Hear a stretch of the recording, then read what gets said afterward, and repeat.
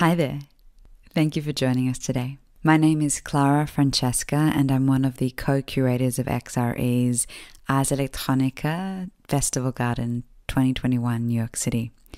It's a real honor to have you streaming in, listening in with us today. And what you are about to embark on is quite an exceptional, essentially 2 hours of in-depth conversation navigating the space between technology, art, and community. And these topics are passionate for all of our panelists who we've invited to share their thoughts with you today. It began as a combination of musings of mine. I wanted to ask our panelists these 2 questions.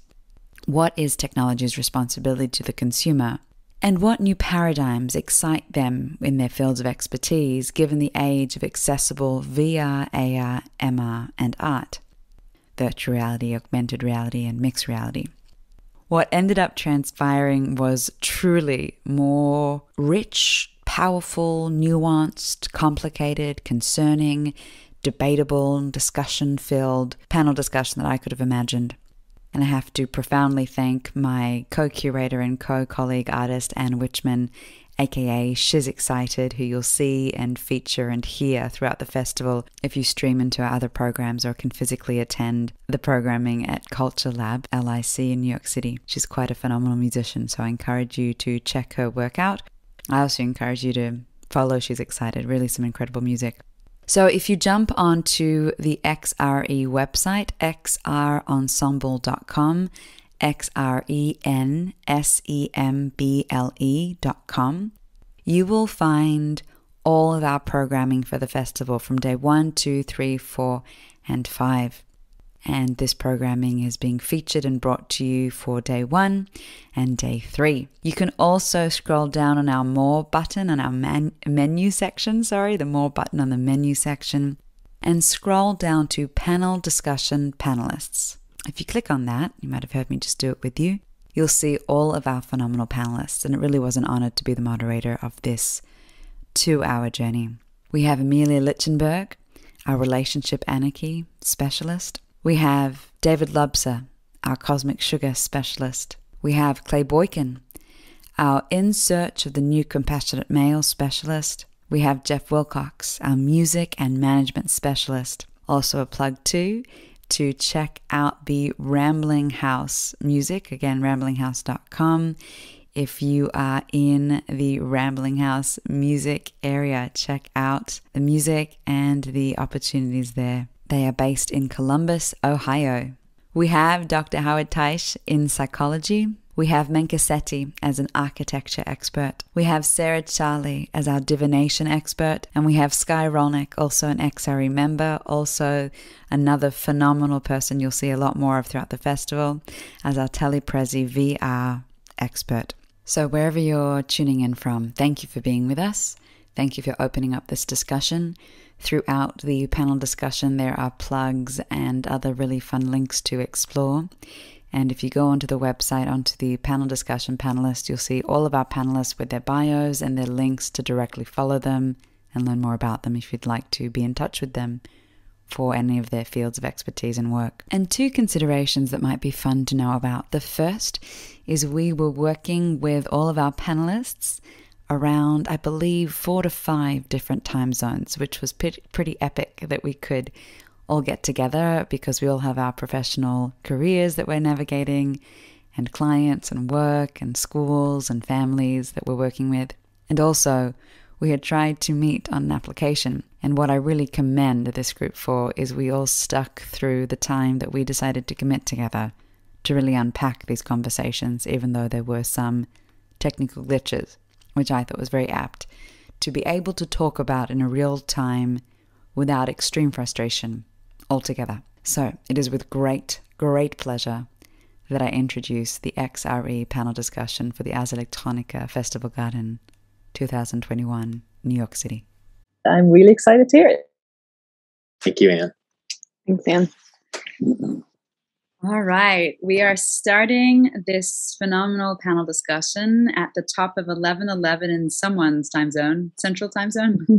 Pacific. Pacific. Sorry. I saw Clay give a thumbs up, so I got confused. So my name is Clara, and I'm one of the co-curators of Xre and also one of the members of Solar Lunar. And we have a wonderful collection of very, very experts in their field here today. Some people from the Solar Lunar team and others from other spaces, relationship, anarchy, cosmic sugar, and technology.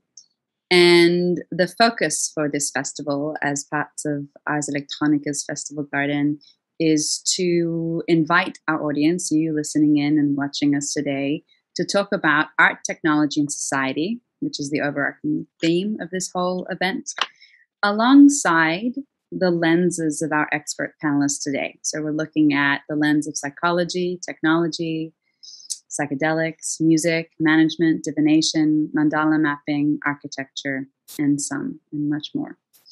So the two questions I asked everyone to ruminate on prior to today's panel discussion were, one, what is technology's responsibility to the consumer? And two, what new paradigms excite you in your field of expertise in the age of accessible, virtual, augmented, or mixed reality and art? We will come back to these questions for sure, and we'll sort of let our lunar lead and our solar execute as we journey in this conversation together. But my lunar definitely wants to ground us in the 2 hours of technological journey and discovery that has brought us to now having this conversation together. In my expedited, optimistic perspective, I thought we would tech for maybe 25 minutes, we'd get things working, and then we'd start talking. I'd let everyone out early. We blocked 4 hours aside to spend together. Everyone would only have to be here for an hour and like 35 minutes. That didn't quite happen. So I want to just open that awareness up to the group to sort of lily pond or brainstorm or popcorn the last 2 hours and how we've come here together right now. And I'm not going to lead. We'll just sort of, whoever's inspired to speak on that, jump on in and share. I'd love to share. First of all, thank you to Jason, to David, to Clara for everything that you've done for all of us. I think with any other group, this could have been disaster. But you know, we try not to have expectations, and you go with the flow. And we're real good at crafting solutions. So I think this is really cool. And right as we were grounding ourselves, I just pulled a few cards. And one of them that I got was the Four of Pentacles, which was actually asking us to not have any material, holding on to any material expectations or overemphasis on the material, which to me is definitely talking about the tech infrastructure. You know, things don't work. Zoom will always do something to mess you up in the 11th hour, and you just got to roll with the punches. And I think it's a good lesson for everything, and something that we definitely carry on through Solar Lunar. So thanks, everybody. I'll share that I didn't want to use Zoom. I didn't want to be seen, the part of me that's hidden all my life. And once I got on to it, I've actually been thrilled at what it's done. Although I still do a lot of work with people without visuals, I feel it's the beginning of the imaginal part of the next stage of evolution and consciousness coming forward, because it's the image that leads and the words describe the image, but we're not used to that. We've been so brainwashed with words that we forget what really drives them, our images, imagination. And so that I think it's a fantastic experience to put through this, although I'm always frustrated that here we are at the verge of a new era of evolution. And technology and imagery and all the new things that are going on, VR, AR, you name it, all these Rs, XR, are so new that this is the birth of a new era. That's the end of the patriarch. And technology for healing, and rather than for devouring the environment, is really in the possibilities of the imaginal mind and our consciousness.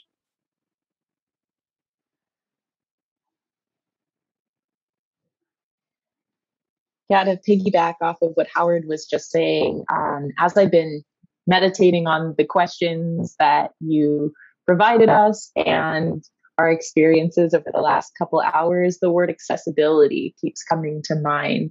I feel that technology and the evolution of technology, VR, AR, all these different new modalities provide us opportunities for wider range of accessibility to different types of experiences, different types of opportunities. Thinking about these kinds of technologies in the therapeutic fields, there's a lot of work being done on using VR for phobia exposure therapy and giving people access to a safe environment to do the step-by-step exposure therapy in a way that's not actually going to an elevator or whatever the phobia, or actually holding a spider, whatever the phobia is. And so something I'm really excited about, and even watching us struggle with our technical difficulties today, is just, even though it was frustrating, it was also exciting to see, okay, this is happening. It's new. Of course, there's going to be some kinks along the way as we pave this new road to this wider range of accessibility. I mean, if you look at the app that we're all meeting on in the virtual space, we're discussing how you can fly in this app. You can fly with your little spaceman avatar, and that's just, I think it's so cool.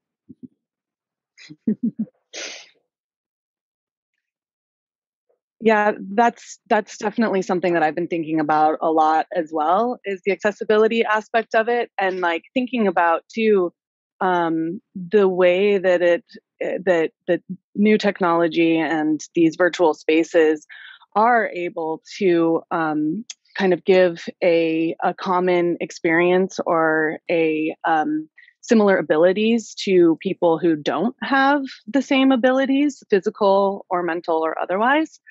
And so in thinking about the question, Clara, that you had posed about technology's responsibility to the consumer, I think that there is a part of the accessibility question that's really important to dial in on and focus on, about how to streamline that process of getting into the room, onto the platform, in order to allow the largest amount, the widest net of people, again, with different disabilities, different abilities, to be able to participate. And, there's a lot of nuts and bolts in that, but ultimately it will be an awesome way for us to interact. Whether we are deaf or we're blind, or, we can't walk, let alone fly, to be able to congregate in these spaces where all of that allows for more equity, I think is really, really interesting. Yeah, that resonates with me strongly. All of what you have said, and thanks to everyone helping to make this happen, and Clara for the invitation to this wonderful festival. And I'm really struck by how much fun and how light I feel right now, and going through 2 hours of technical challenges to get here. And I feel happy, and I'm playing around in this room with you all. And I bought an Oculus headset years ago to have experiences like this one. And it took that long to get to a point where I met a group of people who was willing to go through the last 2 hours. And even though my headset isn't working, I don't care. I'm having fun. This is great. And I'm also very mindful of accessibility, Sarah, Charley, that you mentioned. And and the comments around Zoom, and Howard, how this has been an experience that you've really grown to enjoy and see such power in. And I have a good friend who has very low vision, almost blind, and he hates Zoom. The experience is terrible. And so the accessibility issues here are real, even for basics around technology, and figuring out how to explore these spaces with other trailblazers like yourself, and then to find ways to make this more accessible to others, even helping each other through the challenges of the last 2 hours is a blessing. Mm-hmm. I want to touch on that because we have a developer here in the space with us, David, that I'm going to invite you in on if you're open to it. But just to continue this theme of accessibility and healing that you've all been talking about, I had a personal experience where I put my father in TelePrezi, and he totally geeked out, had a great time. Put my father in Cosmic Sugar, had a great time. And two things for accessibility come up for me with that. One, in a conversation I had with him, but also a conversation we all had together earlier when we were troubleshooting the tech. The accessibility of choice, too, to not have to give away all your data in order to sync up gadgets with other gadgets in order to connect and use, which I think is a bubble of thought that needs to be looked at.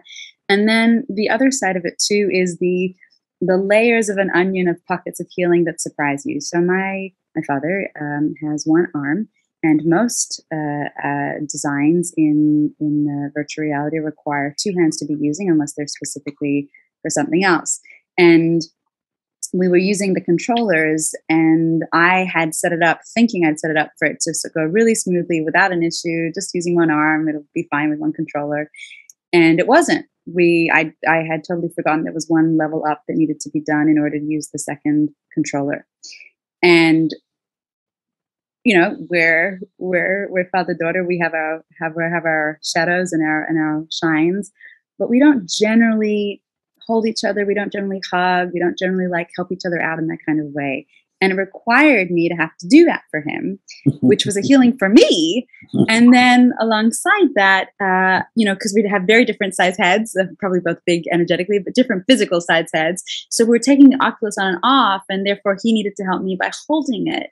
And it created a healing that had nothing to actually do with the tech or the game, had nothing to do with talking about the different limbs, because it's a non-issue. It's like we just don't, this man drives a manual car. There's no need to discuss it. He's a superhero in that respect.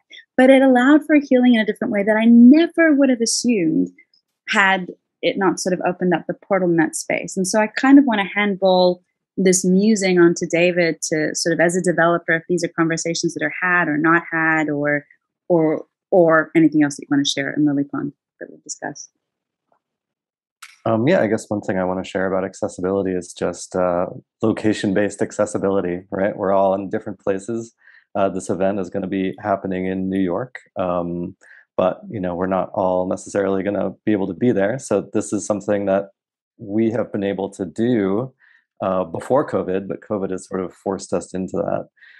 So I think that there is, kind of accessibility, I think, comes about as part of necessity, right? So, if the technology that's there isn't suiting you, you have to twist the technology to suit your needs. So we've tried to do that on many layers today, right? So we had our ideal situation didn't quite work out. So we had one backup plan and another backup plan and another backup plan, and that's sort of where user experience design comes from, right? It's like you have assumptions about what's going to work, and then you actually try it and you see what really works. And I feel like we're very much in an early, the middle stage of the early stage of figuring out what the future of telepresence is going to be like, and what accessibility is going to look like when we all really want to live wherever we want to live, when maybe the cities aren't going to be as densely packed with the same kinds of people, because we're all going to be living in other kinds of places, and ideas are going to become more accessible to people who live in small towns, and experiences are going to be accessible to people who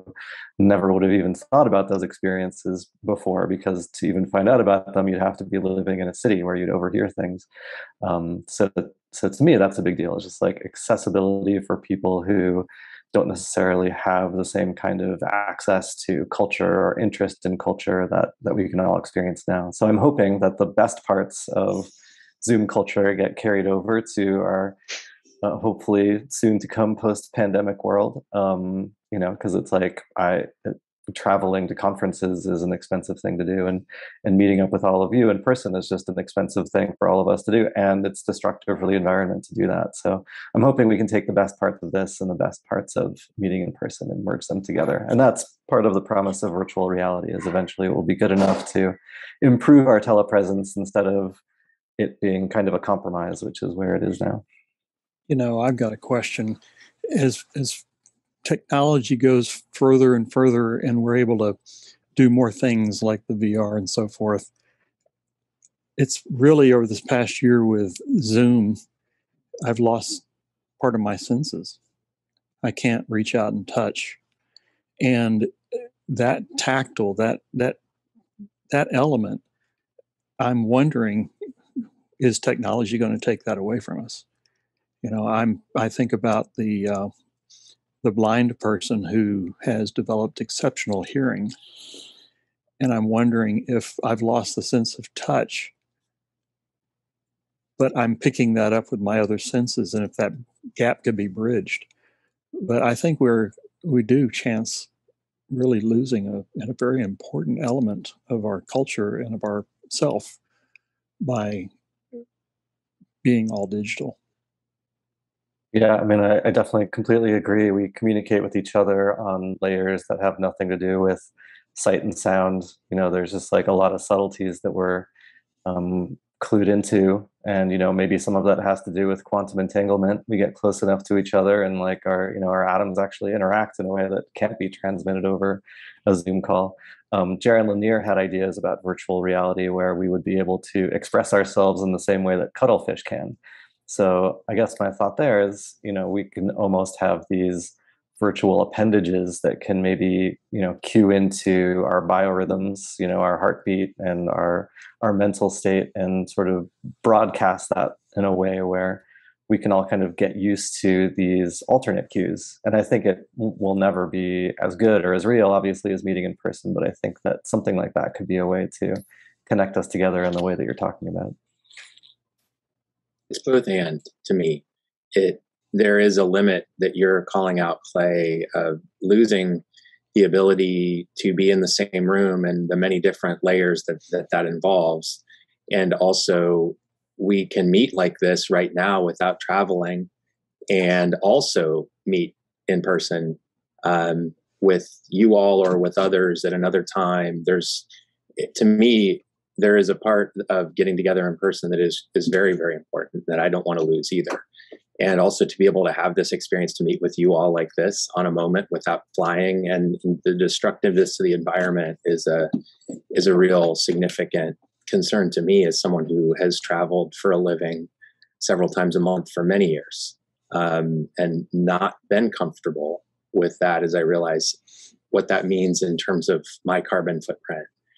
And being able to do this and make choices about when to get together in person, and when something like this can be very expansive to meet with you all, and when perhaps meeting in person wouldn't even be possible. Now, this brings up to me the biggest theme we are on, which is complementarity, because I'm going to be in a project that's launching this November, my microdose in Las Vegas festival, where they have a haptic suit that's hooked up to your heart, to music, to your biorhythms, that gives you a meditation to your own heartbeat with music. And that is a healing dynamic that takes the both and. But the bigger issue of accessibility is economics, and the whole issue of who can afford this. And I think that's being dramatically shown by what's the crisis that's going on. And maybe there's not going to be a post-pandemic. Who knows? That's all of us wishful fantasy, or how much of that, whatever is going on, is going to continue. But the bigger thing is, to me, is can this be affordable to people regardless of their income level? And it's brought back this whole theme that I've had. I don't think I've ever said it out loud to anybody, that as we form Solar Lunar Science and Arts, I think there has to be a twin nonprofit dynamic that raises huge amounts of money to make technology free to other people that can't afford it. And I see that as almost a responsibility of the haves, starting off this phase, that it isn't a new version that ends up like the patriarch has. Yeah, that's bringing to mind for me I guess, film documentary narrative that I've watched recently called Fantastic Fungi, and talks about the sort of effect of psilocybin to the human brain developing and the conversations that are sort of fear-inducing around some circles with that. Because I see the technology, maybe not fully as a complement to that, but as, well, maybe as a complement to appearing to that, a contemporary of that, that as we're losing the ability to gather in large groups and hug and kiss and sing and dance, we're also gaining the ability to, like the experience I had with my father that I never would have had in a world with that. We weren't playing with that technology. And in fact, ironically involved more human touch and touch. But also I'm curious to sort of, the thesis is that humans were probably playing with something like psilocybin thousands upon thousands of years ago at the beginning of time, which allowed us to morph into our more known Homo sapien body types. And that has now opened up this world that we have. You have, thousands of years of really interesting history and developments, which our original species didn't have. So then my question is, wow, what does that implement for a space of technology? If we are using these devices in certain ways, how will we or might we change in, as you're sort of even suggesting, Clay, and other people in this space, increasing senses that we might not have necessarily increased? I also learned something about my father when he was doing the game. He's much better at intuitive technology than I am. Much. This is not someone who plays with technology. And I learned that. That really surprised me. It also opened up my ability to remove any distorted ego, to go, wow, what a great thing to, rather than have sort of hang-ups about it. And I'm interested in this sort of development too, right? Because the human brain can adapt and make concessions and grow in pretty extraordinary ways when it comes to understanding language, understanding technology, understanding intuition, intuitive movement of gadgets and connectors and controllers. Menka, from a perspective of structure, growth, building, human identity, access, I know I'm throwing a lot of different things at you, but what I'm sort of seeing is the interplay of architecture and network and structure to the human consciousness. And if technology has a space for that in terms of understanding this way of, having more access to housing, having more access to this gear that can be healing. Do you have any thoughts on that space? Yeah, thanks, Clara. The conversation has surfaced. So as an architect, I feel like an architect, you're raised to, grown to be a builder of the physical realm, and our minds, our psyches are, I'm not sure if they're physical yet. It's probably yes. And the technology is the potential bridge of the different realms. So it's extraordinarily powerful. Is there a role for it? Yes. And we've touched on so many of the themes, whether it's accessibility. So it makes physicality more accessible. And we've touched on our Earth, Mother Earth. It can increase our ability to address our serious climate changes because we don't have to physically be somewhere. It enables, again, it provides that bridge, provides different learning experiences because you're building the physical space as a teacher as well. It's, Clara, as you mentioned, it's bringing new learning experiences, what that means. I think as I thought about some of the questions you've thrown out, for me, it surfaces an increased obligation on safety. And I'm not even sure we understand what the safety issues might be. But if I think about our 2 hours joining today, that presented some, what would otherwise translate to a physical barrier. Like, ooh, you walk up to a ledge, you look down, you experience a fear or something. So you know that you shouldn't keep walking further because you will, plummet downward. The 2 hour accessibility, a different context of accessibility that we went through this morning, is that another type of barrier? And then this is a little bit all over the place, but I think it's pointing out we don't know what safety even means yet, what questions to even ask. When I was in an old world, working in a large tech company, demoing some of the the early versions of Oculus before they went to market. You had to experience. They were trying to simulate. Oh, you're walking towards a cliff. So then you put up a barrier. There's a wall there. So they're trying to embed physicality in the technology itself. And it really struck me as this. Oh, is this what we should be doing? Is this the type of safety we want? Because we're trying to replicate a physical safety. Is that even relevant in a virtual realm? So I think there's lots of questions here, a huge learning path that we're going to have to go through collectively to figure out what does safety mean, and what are the barriers we need to overcome, and are the even barriers? And I think there's probably barriers we haven't even thought of. And then the equity piece, accessibility, affordability, Howard, that you mentioned. In my world, there's an exact parallel to housing. How is we're creating a new ecosystem and a new economy, a new virtual tech economy, and how do we make that affordable? Governments have engaged in these type of basic infrastructures in the past, provided public subsidy, taxes. So I think there's a huge conversation, and we've mentioned nonprofits, we've touched upon philanthropy. I don't know what the system is, but there is going to need to be deep thought on what is the most appropriate system. On the, applying housing to this, one extreme version would be, oh, there's an entire tax credit system that was set up to support affordable housing.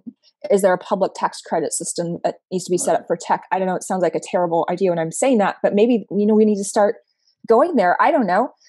So I think there's more questions than answers, but I do think we have a deep obligation to understand what this idea of safety is and to address it so that we don't end up in really dangerous situations. And how are we going to control for the freedoms? It's like freedom of speech on platforms that give everyone a voice has also brought out dark sides of humanity that we didn't necessarily expect, that now who's on point to regulate for those types of issues, I think are going to get hairy.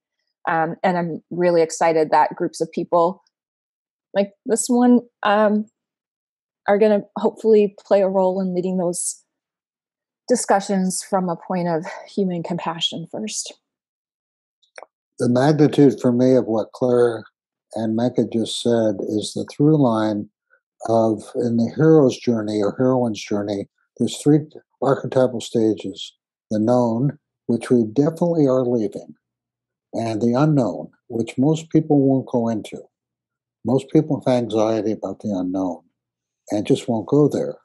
And if you have the courage to go there, as I know I don't know everybody in the group here, but I know most of you, and I know your whole lives are committed to let go into the mysteries of the unknown and the unconscious mind with all the traumas and anxieties and terrors and joys, hopefully, and creations and destructions that come out of that, because what gets out of that is the third stage. And the third stage is you find the wholeness of the self, or the philosopher's stone, the pearl. Every culture's had an archetype. And you take that archetype and you go to the third stage, which I call field testing, is how do you live it in life and not regress back to the anxiety of showing up and having to deal with all the reactions that come when you're different, and all the evolutions. And I know this group constantly is having to face and grow. And so to me, this is almost like the knife was to humanity and the fire. It changed the brain. It changed everything. And here we are right back with the knife and the fire, with the power of technology and the magnitude of what I know intuitively, and some of the people I'm talking to that are at the cutting edge of virtual and augmented realities and tools that aren't even imaginable. Things that are being planted in the brain. This thing is like something that's never happened before, with all the greed and power trips and money. It's like, okay, this is the death or birth of whatever is next. And so the hero and the heroine's journey individually, and then to pull it off collectively. So you see what's going on right now is a battle of opposites rather than complementarity. And can people actually not just fight and kill themselves now that things are outrageously out of control and the solar ego? I love that, Howard. It's our technology is ones and zeros. Yeah. And yet the answer is the space in between. Right. And you were talking ancient wisdom, and you talked about the Philosopher's Stone. And I really believe that the, further we reach out forward, the more we've got to learn about ancient history and bring it along with us. A few years ago, my stepdaughter released a new album, and she released it on vinyl. And there's a cult, or there's a following that is all about. I'm wondering, yeah, there you go. I'm wondering, is it possible for this may already be happening, but is it possible for the digital world to bring the analog world along with it? The twinning of that? Yes. Because if that's what happens, now we're talking about ones and zeros, and we're talking about the space in between. And that's where the energy is. Right. So, thank you, Clay. That is like precisely what my dream is in the rollout of this new technology, is that we have that grounding piece of the analog world as well. And that can be manifested with creative experiences and things that, that you're actually doing tactilely, tangibly, out as well as in the virtual world. And that combines the two, like you said, making that magic in the middle.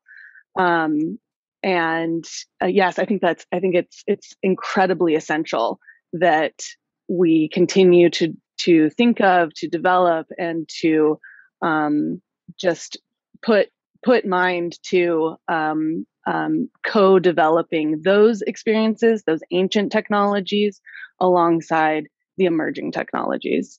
I think about it like this, I use a pencil to be able to have my thoughts travel through me, down my arm, and to be able to watch that graphite onto the paper and feel the tactile nature of that. Mm-hmm. There's so much to be had there. And if you're really creative, you change hands and write with your non-dominant hand and see what comes there. This is shockingly to the moment, because most of you are, as a result of the research that I've done the last 2 weeks since we've had a physical meeting, and some of the people I've met, and particularly a man who's really been experienced in dome building, and a deep conversation I had with him, couple of hours. One night afterwards, I just started, as I play around with slides that are mostly only on my computer. And within about 3 hours, I came up with a theme called Alchemy, A Star is Born. And I'm going to send it out to everybody tomorrow. It's still sloppy. I didn't want to send it out for the part that's not cleaned up yet, but the process of not being clean is what we're all about forever. And it has so much of what you mentioned, Clay, is what's ancient? Well, the Big Bang and the energies, not the objects that eventually came. And it's all about the alchemy of solar, lunar, wave, and particle, and how, if you don't fragment them and work on the space in between and keep them as a living system rather than dogma, you can live 13.77 billion years ago wisdom, knowledge with modern consciousness and add technology in. This is like a revolution of what the alchemists, and Jung pointed this out, the alchemists were the unconscious, the data that's around about the alchemists were the unconscious mind being projected into the fantasy of matter, because everything is a fantasy of matter. We're all energy anyway. And to be modern day alchemists with some of the consciousness and be able to birth the known with the unknown with consciousness, I don't think that's ever been done before. And then to teach it through technology to the collective and make it economically available that anybody anywhere on their cell phone can be an entrepreneur and earn a living by pressing a button. It doesn't matter who you are at that grounding level of what humanity could be if the greedy aspect of all of us and the world doesn't sell out with a nice fantasy like I saw the hippies do when I came to San Francisco and became one myself from an amazingly conservative background and saw them in the hate, lived there, was there, and now they're out in the suburbs making money. They've disappeared mostly, although there's a new breed, and there's always some that have listed, but they're looked down upon, and they sold out. A lot of the concept sold out. It didn't keep the both and the complementarity, which is our addiction. And I hope we stay addicted to that rather than a substance. Yeah, I'm going to do a plug on our amazing festival we've curated as well at this point in time, which you're all part of, because of this concept of ones and zeros and the space in between. So the enhanced poetry programming specifically, as well as the conscious community specifically, is about pairing analog artists with digital artists to see what they can co-create in that space. And Beautiful. both, yeah, it is. It really is. And both have slightly different focuses, but that's the core of it. And it's interesting because in that conversation a lot of things come up. One thing that comes up is the fear response, the ego response. I am a stage actress as Clara Pagoni. Why would I want to pair myself with, I don't know, whatever technology around my face? And the shedding of that. But what I'm really proud of in this festival, with this panel included, hugely included, I mean, even just the last 2 hours getting on this call was a testament to all of you.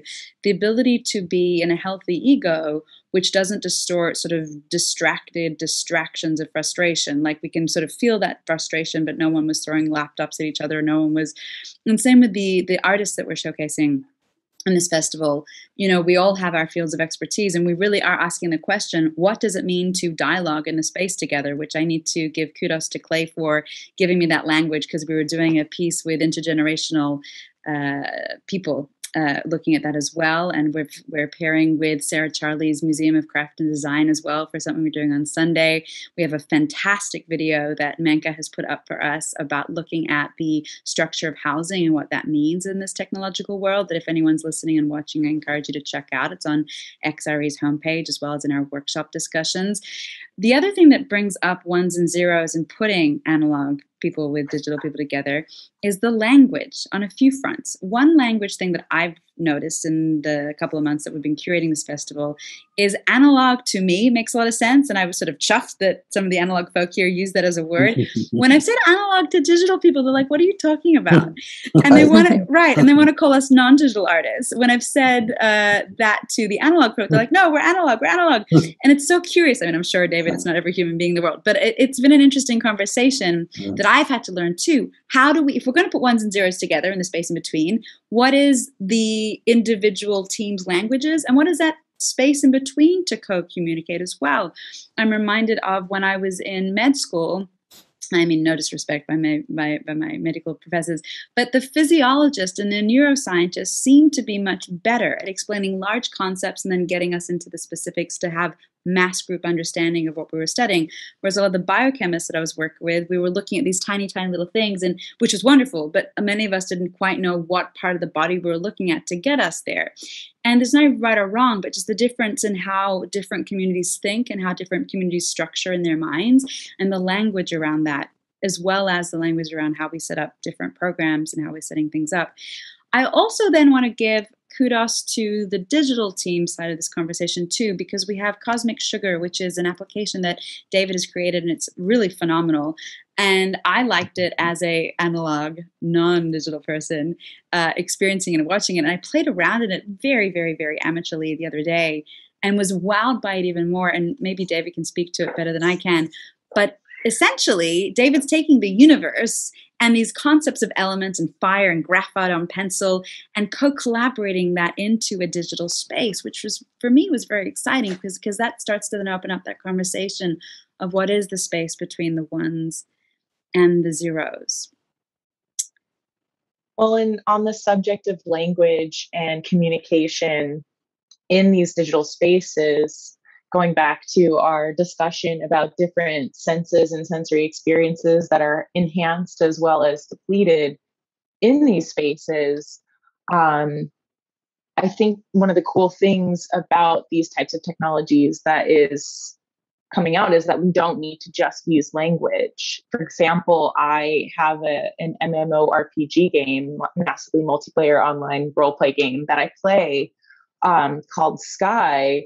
that there's only specific areas in the world that you can actually chat with people. Otherwise, your communication with other people in this world is these gestures that you learn as you go through the game, and you collect gestures like waving or dancing, and you can make your character make sounds of a certain instrument to call for help. So you can be an oboe sound, or you can be a bassoon sound. I think mine is a clarinet. But there's all these different ways of nonverbal communication to get your message across, like, hey, I need help opening this 2-player door. Can you come with me? Here, take my hand, without actually saying that. And therefore, you're able to connect with people in a way that completely evades the language barrier, because you have this more universal way of communicating. And I think that the awesome thing about VR programs, especially creative-based VR programs like Tilt or ZBrush or things like that, and if we integrate that into a social matrix type of networking space, is that you have more than just the semantics of language and the personal preferences of this word versus that word to communicate who you are, what you're doing, what you are trying to express to the other person or provide. And so I think that's a really exciting factor of the technology and of the bridging of ideas and concepts and communication. And also, I'd like to rewind back to Clara mentioned the film Fantastic Fungi, and discussing the mycelium network is the ancient source of all intelligence on our planet. And technology on a global scale is almost like the human version of that same networking cosmic web archetypes, where my computer is one node, everyone else's computers are other nodes, and the internet waves in between is that space in between from one to the next. And so what I think is interesting is taking that concept of this being the human mycelium network and bringing that into the macrocosmic scale of the microcosmic scale is our in-person tribal setting, taking the changing social dynamics because of COVID into account. Everyone's in-person social groups have gotten a lot smaller, even within the community that you live in. I imagine, for me at least, it's gotten a lot smaller. I only see a handful of people in comparison to the many people I know in my city. However, I still feel connected to this global network that isn't reliant on a location because of this technology. And so it's a mixture of drawing from those in-person experiences or those analog experiences and tools and the virtual experiences and tools and hybridizing them to have this new elevated, more completed both and type of experience. And the last thing that I want to say, as far as how do we make this economically accessible to more people, I think that as virtual reality technology starts integrating more into healing modalities like psychotherapy, and especially with psychedelic psychotherapy coming on the rise, and arts therapies coming on the rise as more popular modalities, psychedelic therapy becoming legal in certain areas, I think there's a really happy marriage just waiting to happen between this technology and these therapeutic modalities.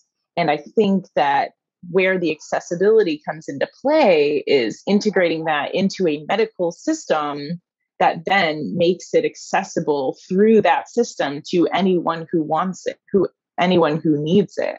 Just like you can gain access to a medication or a specific type of treatment, so then you could gain access to this technology for those same reasons. What's the name of the festival? Our festival is called Xre's Ars Electronica Festival Garden, New York City, 2021. Well, I don't know who the geniuses are, behind this, but it covers everything from the name covers everything, including the mystery of XR, which is on my wall, which I always have to look up what the definition is, to art as the cave painting was the beginning of another level of consciousness. And with technology, electronics, and one of the fascinating, this is group, including today, and having this live with people that I don't know. And if I believe that Sky that came in, who I haven't seen since my first attempt in New York and met Clara at a thing I did with, unfortunately, a man who just died as the musician. First time I'd ever done, and I met Clara who there as I had no idea who Clara was, except he had brought her and some dancers. We did this thing in Sky's amazing place. And what was the name of this guy again? Jump into the light. Jump into the light. Is that the greatest name? And having met Sky, who also has the greatest name, you can combine them together with meeting Clara and the manifestation of this group and the full conversation of what we're having about, which we should go on for 5 or 6 hours, because this is one of the most interesting. And the word mandala that I knew about from Jung's work, because it was actually his doorway to alchemy, which we're going to have a project that I'm trying to get together on the secret of the golden flower, which he came onto after 10 years after he did mandalas to come out of his darkness, of the madness he had in his breakup with Freud. Wilhelm, the author, the translator of the I Ching, turned him on to this ancient Chinese text, The Secret of the Golden Flower, and asked him to write a commentary. And what he saw in that was a mandala that was similar to what he'd done in art. And so for the next 30 years of his life, he studied alchemy. And this group has yet to see what Clay, who is Mandali Lama, or Lama Mandali, whatever you want to call him, or maybe just Mandala Man, what he is working on now with Matthew is revolutionary beyond a revolution I've seen. And it brings in the mandala of the 4 elements from the first thing that happened after the Big Bang is the quaternity, the 4 elements. And they went through a phase before they came out of mush, or whatever it was there, where they were in 2. 2 became 4. And the whole theme of twinning and the whole mandala and the archetype of the self and all the numbers that Jung did is really, the mandala was the beginning organizing principle of what became all of physical reality. Everything that's ever happened physically has come from the 4 elements. The four. I'm so excited. I'm blocking the name. Electromagnetism, gravity, and the slow and quick nuclear force, including people. And everything we do comes out from a mandala as the birth of 13.77 billion years of everything creative and destructive. And Clay, who I have seen what happens with dialogue, and not just technology. And I don't know technology. I can hardly turn my computer on.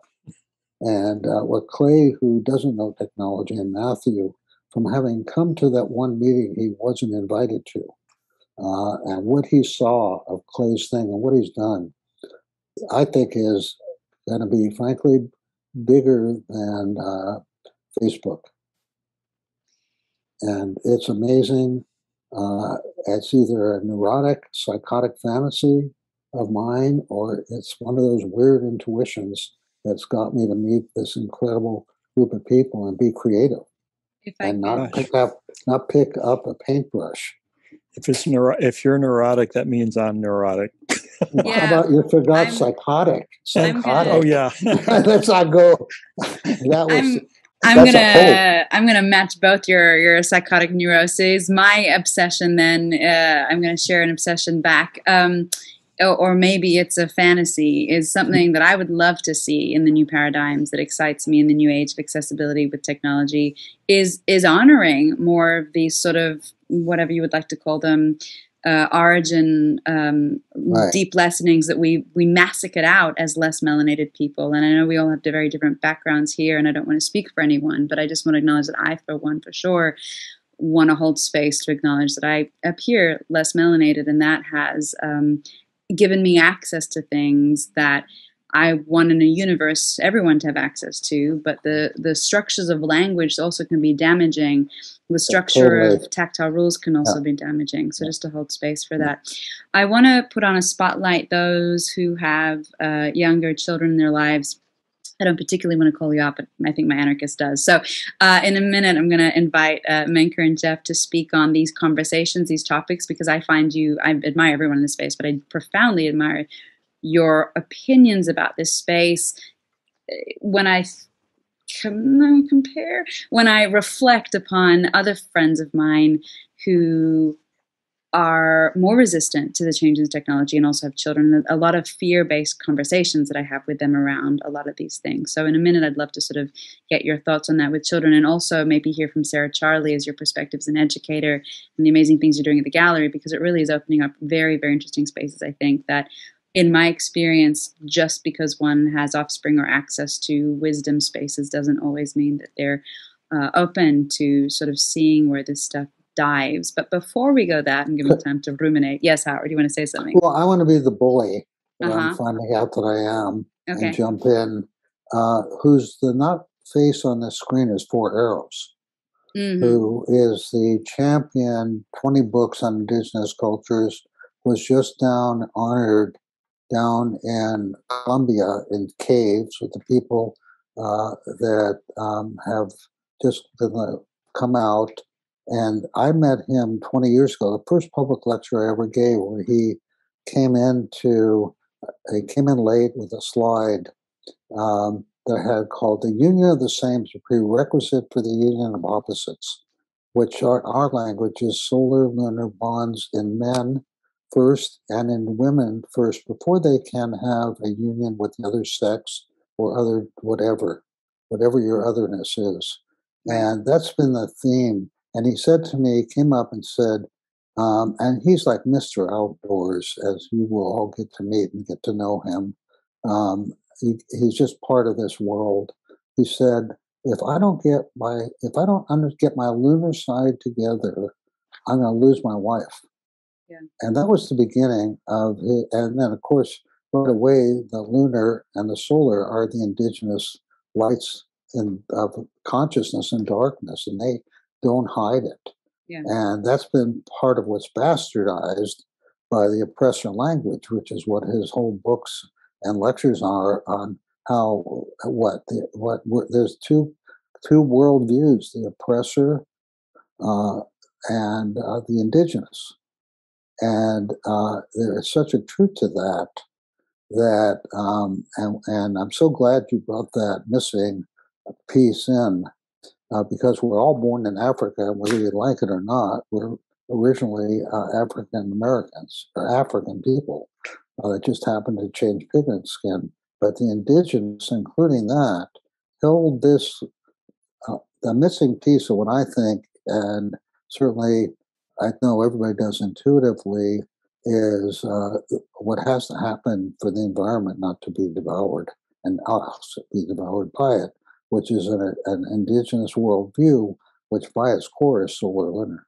The question I've got, and I think it goes back to Clara, you were asking about Geoff and Menka talking about children and the youth. And I think that's the biggest question, is how do we bring them along?